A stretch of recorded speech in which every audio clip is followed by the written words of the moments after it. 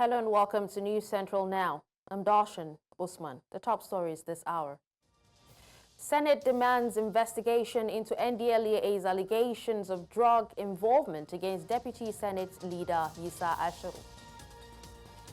3 states withdraw as Supreme Court reserved judgment in 16 state governor suits challenging legality of the EFCC. And jailed opposition politician Ayachi Zamel sentenced to additional 5 years, totaling over 30 years in prison. Details shortly. News now begins in the Federal Capital Territory, where the Nigerian Senate President Godswill Akpabio has called on the Senate to invite the National Drug Law Enforcement Agency and other relevant agencies to provide evidence for the drug-related allegations made against Deputy Senate Leader Yisa Asharu. This follows a clash between Asharu and the NDLEA after the senator accused the agency of being corrupt and compromised during last week's debate on a bill to establish the National Institute of Drug Awareness and Rehabilitation. In a statement, NDLEA spokesperson Femi Babafemi claimed that Asharu's Kwara residence was raided based on intelligence indicating that it was being used as a drug joint. However, during Tuesday's plenary, Akpabio dismissed the claims as a personal vendetta against Asharu. The Senate has formed a 6-member ad hoc committee to investigate the allegations, with Akpabio urging committees to invite the NDLEA and others involved. He warned that if the agency fails to substantiate its claims, the Senate will take decisive action. News just reaching us indicates that some mechanics in Lagos are currently demonstrating against the demolition of their workshop site. Now they have taken their protest to the seat of Government House in Alausa. Our correspondent Igbalani Amwani joins us to give us an update of the situation. Hello, Igbalani, can you hear me? Thank you so much for joining me. Okay, about a few hours ago, we saw some, they call the name of the agency is Nigerian Automobile Technician Association, marching down from their area across the Ikeja area of Lagos State, moving down to the in front of Lagos State Assembly here. And I'm here with the PR. I'll just let him give us the details of what exactly and why what they're doing here. Can you please give us information? What are you doing? And I see there's a lot of people here from your association. My name is Yemi Olakpade. I'm the state PR of NATA Lagos State. We just saw some people just gave us a 24-hour notice to vacate where we have been occupying for the past 40 years. So they want us to leave the place, and we have been paying state government the rent, our landlord. So we just been surprised. Instead of causing problem and making the disturbance, that's why we brought our petition letter to State of Assembly here so they can intervene in it. And for God so good, they came to address us that they're going to look into it. How many days were you given, and would you say you had the right to conduct your operations and your businesses in that place? How long have you guys been there? Well, we've been here over 40 years, since 1984 to precise. Okay. And that place is owned by Lagos State government. That's why we are paying them their tenement rates. How much do you pay?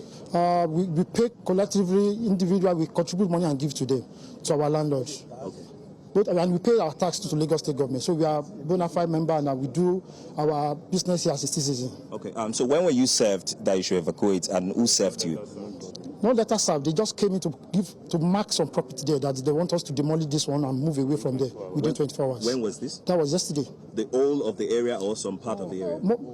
Virtually all. 80% of the place they want us to evacuate. Okay. And we have over 5,000 members there that are working there. That are paying over 5,000 members there that are working there, and they are paying their tax to Lagos State government. We are the highest paid artisans in Lagos State. We have 40,000 members in all 57 local governments, including CDA. So definitely, that's one of our major hub here in Lagos State. So 5,000, we have 100 units as a unit, as a mechanic workshop unit. So this is one of our major areas there. And we have been there for the past 40 years without causing any problem, no disturbance in the activity of Lagos State. But we are just surprised that yesterday some people just came in with a letter that they didn't give us letter, they did that they've been allocated that place to. From where? they didn't give us answer. And the care is not taking, they just come with Dudlom or some people just this and come and demolish our activities. So what did the lawmakers say? What are the lawmakers saying right now? What did you agree on? They said that we should continue our business. Nobody is going to demolish until when they do the fact-finding and know where is it coming from. They are still going to set up a panel, which we are going to be duly represented there. Was the date set for the panel? They say they want to investigate before. They don't even know the guy that wants to come and encroach the land. So, but we give them the name so they will investigate and so that they can get in touch with the person. You mentioned a guy. You said Lagos State government, and now you are saying a guy. It's not Lagos State government. Exactly. Who exactly is coming? What's the guy's name? Mr. Samuel Kayode. We call him Eson. Okay. So it's Chief Eson. Actually, this case has been in process for a while, which we won then through the MOT. So we went to court then, we won. That is why that place was being allocated to us over 20 years now. We've collected allocation on that, which we have as document. They printed the signboard for us, which it was being placed in our place there for recognition. But to our greatest surprise, we met these people on Friday, which was last week. They just came in without even calling anybody, started painting walls, spraying walls, remove within 24 hours. We have to stop them. Who are you people? Where did you come from?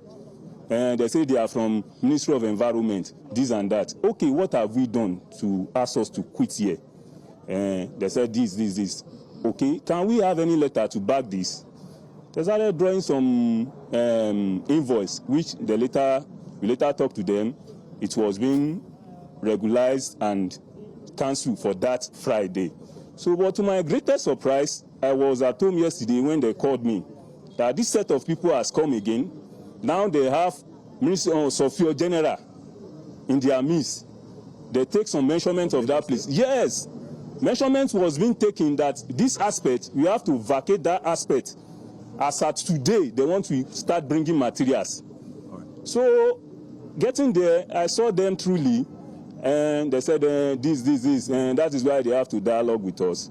And we call our authority, because that place is a unit, which you can see our state PRO that has intervened. We look what to do in order to suppress that pressure. Is only to protest, because there is no letter that will be attended to within 24 hours. Did you, by any means, reach out to any police station across around you to level a complaint? Actually, it is late already, because before we can resolve to meet with MOT, our landlord, it is around after 4 yesterday. So to do that movement this morning, we just have to organize our people. That is why you see everything is peaceful. We coordinate our people. All right. If you can see, the crowd behind me. Let me just ask you, sir, how much do you make per day in that village? I make a lot. I make a lot of money. At least I feed my family. I feed my children. I have 5 children. I have wife, and I pay my house rent. So you know how much I'm making there. Let me come back to the PRO. How much tax cumulatively do you guys remit? The figures will be very difficult, because when you are talking about the 40,000 members paying the tax, minimum is this is not up to a quarter. 1,100. So that's minimum. I'm paying 20,000 personally. If this place is demolished now, what is the other option for all the people that are standing here right now? There's no other option. No option. And they give us 24 hours. No option. State doesn't want any mechanic to work on roadside. Sorry, say that again, sir. Since Lagos State doesn't want any mechanic to work at roadside, so demolishing that place will go against the millennium this thing that Lagos State want to do. Violation of law. You got to violate the law. There's no way, because everything we had of that place, like 5,000 members, they have to work, they have to feed, they have a roadside mechanic. You understand? They will be told their motto. So instead of causing the breakdown of law and order, let them resolve this issue. Because if you stop people from hitting, you are looking for the other side of the person. So understand, we don't want any problem. That's why we protested. Okay. Help me again with the person who owns this property in the first place. Who is he and what's his name? No, it's owned by Lagos State government, Ministry of Transportation. That place supposed to is for metro line. It's for metro lines. But when they cancel the metro line, that's why they allocate the place to us. So the Metro Line during Jakande regime, that's one of the Metro Line. The one to Najota is part of it from Metro Line. So those areas they allocate back to mechanics. Metro Line is under Ministry of Transportation, we under Ministry of Transportation. That's why they allocate the place to us, and they are paying our rent there. Okay, let me just ask this last part. The new CNG initiative they brought in, are you guys playing any role in this? We are playing roles there now. We are doing conversion. What you convert at your center? Yeah. How many vehicles have you converted so far? It's just like a lot of people. It's taking time for people to key into the program. They want to see the experiment. People have been using it. That's one thing about Nigeria. Okay. You understand? Apart from the commercial bus, but our challenges now is that even those commercial buses that we converted so far, they are still taking the fares for transport people the same amount we on the petrol. So they are making times 3 profits. Like Uber too. Uber still charge the same rate. Most of the vehicle on CNG. So there is no regulation on that aspect. You've heard it. No options for the people who are here. Am I right, sir? There's no other options.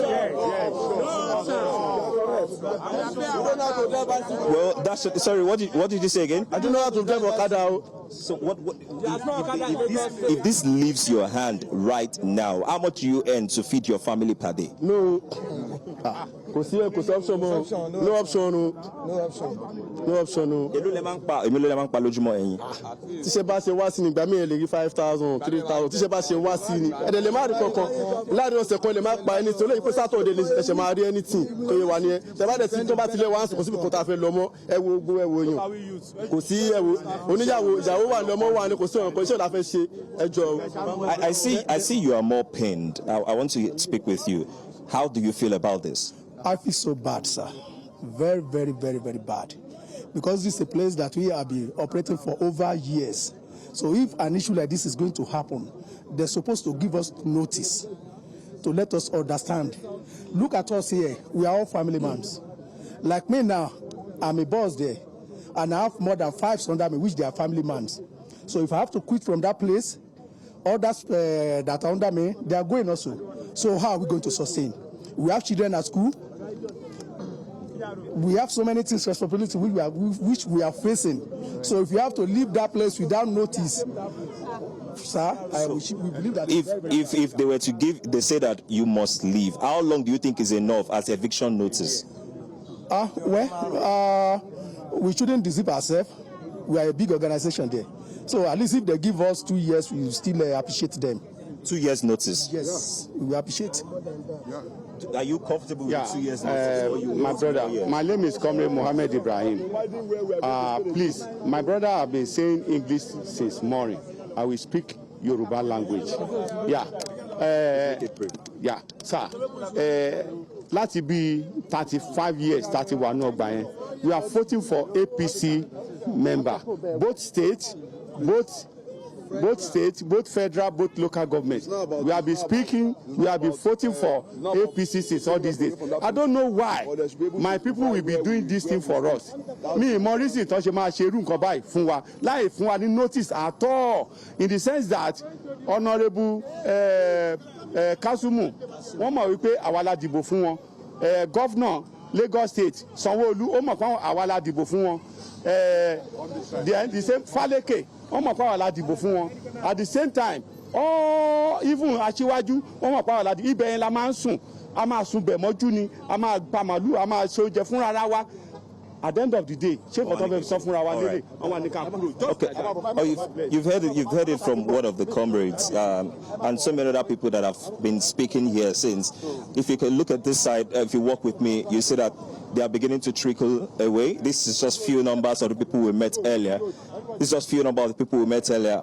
On that other side too, you will see some standing, looking around. They were all gathered in front of this Lagos Assembly. We're actually moving right now because they've told us to leave the road, not to impede traffic. And they're still standing here. We're going to go to their village, where the place where they said they have been evicted from, or allegedly evicted from, and we can see exactly what it takes, what businesses are conducted there, and how their day-to-day activity is. But right now, these are their groaning. They have no options. They have nowhere to go. And they're even saying that the minimum they want in terms of quit notice is 2 years. I was going to ask, sir, if they give you 2 years to leave, what will you be doing within that 2 years? Okay, thank you.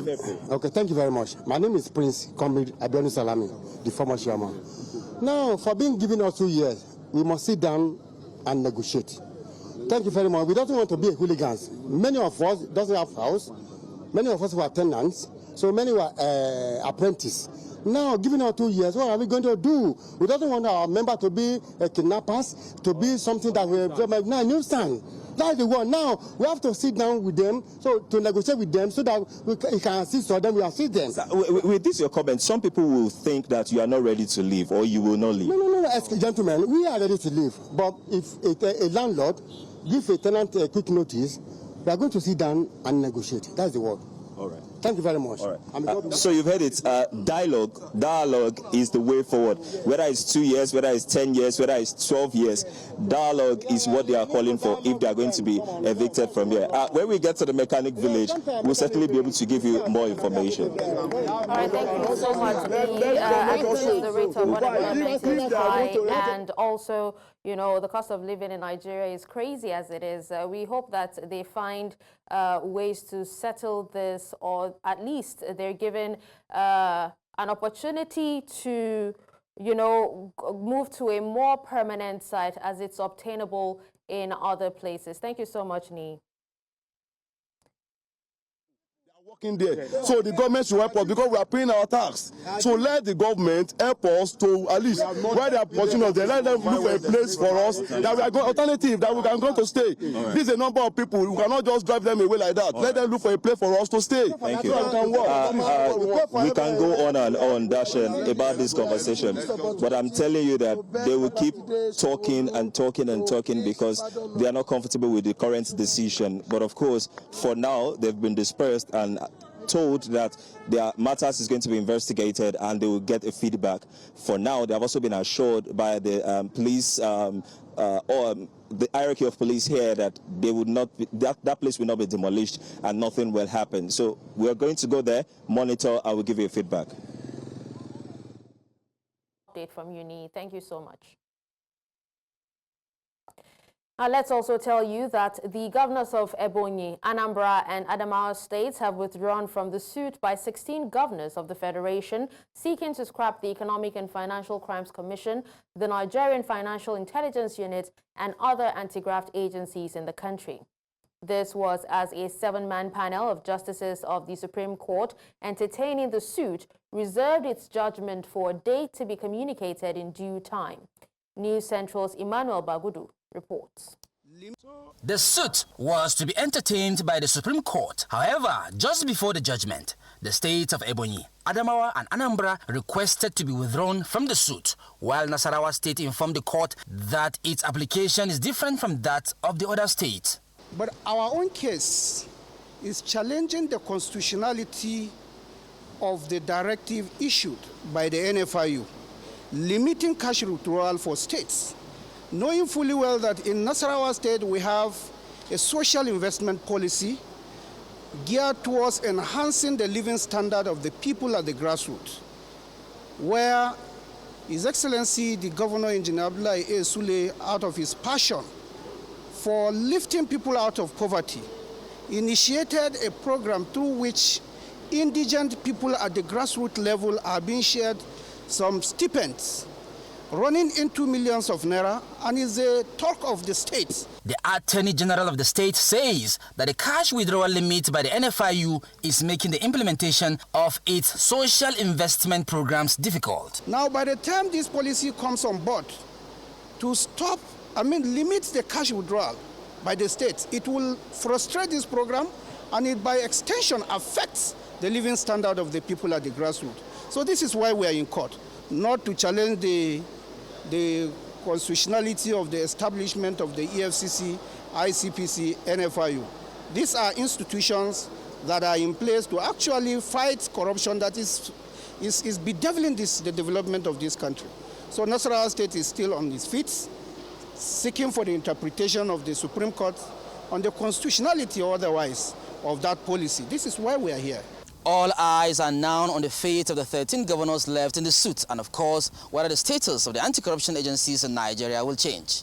In Abuja, for News Central, I am Emmanuel Bagudu.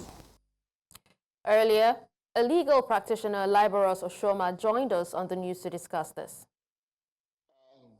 Thank you very much. We make it look as if corruption can only be fought at the federal level.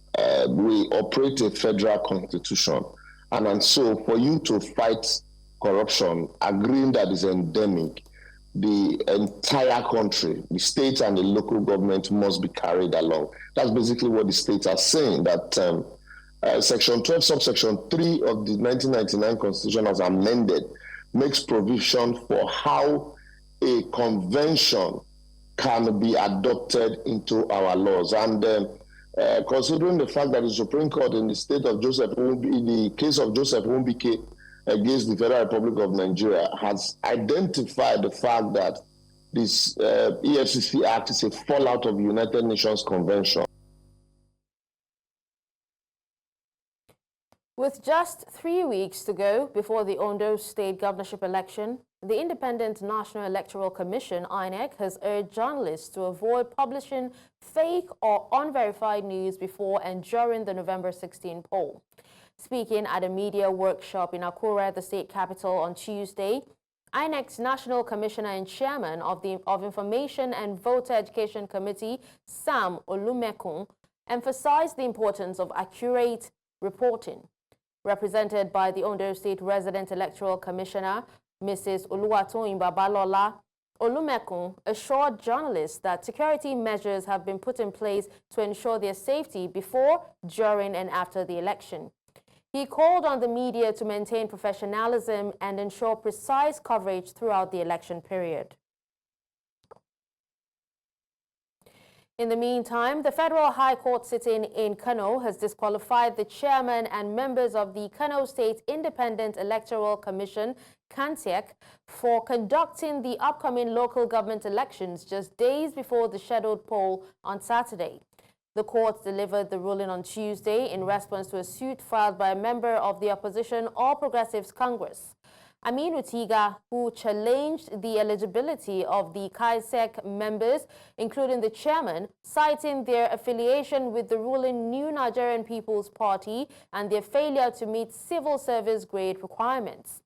In his judgment, Justice Simon Amobeda ruled that the chairman and other members of the commission were unfit for their roles, being card-carrying members of the New Nigerian People's Party.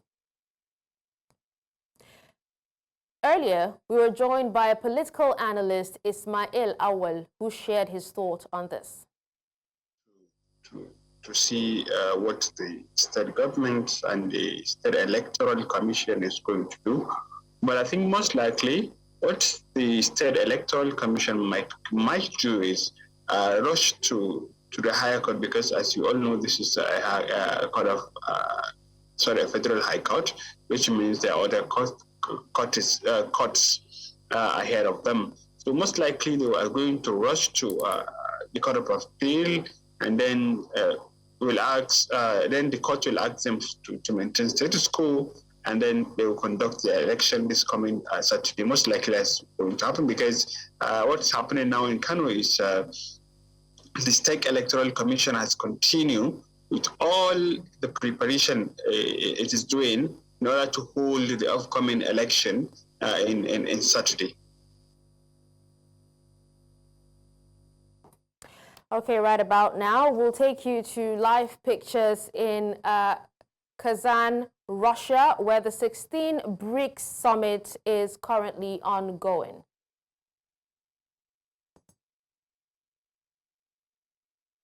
We enhance the development of these countries. We also need to focus on peace and security in the world. The conflicts that continue to rage in the world are of great concern to us. The continuing conflict in Gaza, the Middle East, resulting in the death of so many Palestinians, is a matter of great concern.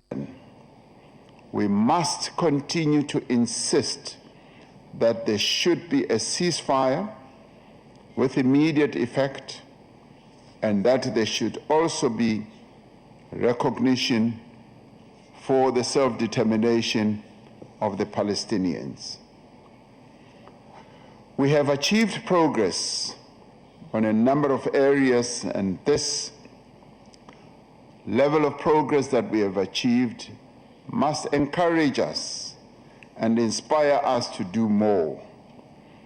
And it must also make BRICS to become an even more effective instrument for global peace and for global progress at all levels, economic and otherwise. I thank you. Спасибо большое, уважаемый господин президент. Спасибо, что обратили внимание на особенности и вызовы для глобального юга. Конечно, мы все согласны с тем, что нужно бороться с климатическими изменениями, но нельзя не согласиться с вами в том, что никому не должно быть позволено использовать это в каких-то корыстных интересах и в интересах каких-то групп или отдельных государств.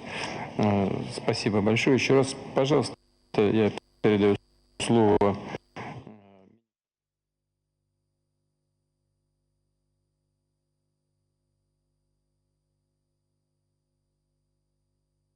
All right, that was the president of Russia speaking at the 16th BRICS summit currently ongoing in Kazan, Russia.